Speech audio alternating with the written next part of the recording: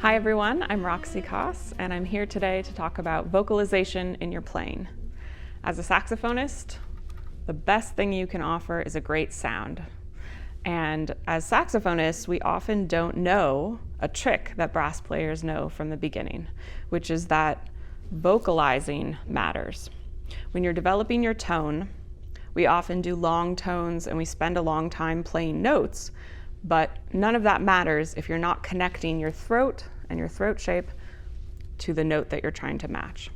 So a great way to practice this is through something called overtones, which many of you probably already know about. But the most important thing of practicing your overtones is that vocalization. I'm going to demonstrate what it sounds like when you are not vocalizing in your playing versus what it sounds like when you are vocalizing. So here's what it sounds like if I'm not connecting my throat to the notes that I'm about to play.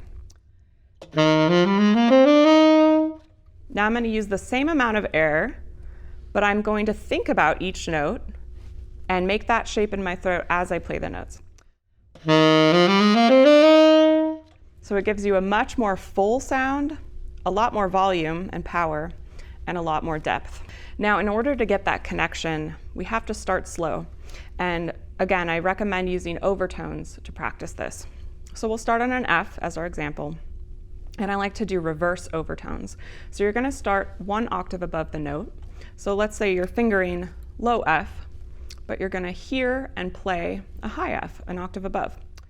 And if this is the first time you're doing this, you can use your octave key to get the note out first so you know what you're going for. But then let go of the octave key. And then what I want you to do is sing it in your mind. And if it helps to practice singing it out loud, I really encourage you to do that. Do it when you're home alone practicing so you don't feel insecure, but eventually you'll get good at singing while you do this. So, ah, ah. And then what you're going to do is slur down an octave, and you got to sing it in your head. So, ah, ah.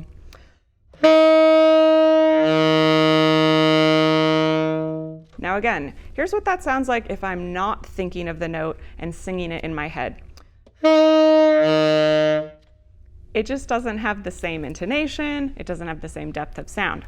So as we apply this concept to anything in our playing, our sound just explodes. So here's an example of a line that is a jazz lick that I'm not going to sing along.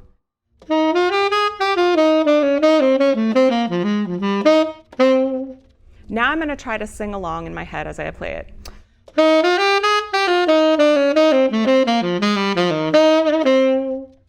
It just gives it a little bit more pop. So I hope this helps you in developing your sound as you vocalize through the saxophone.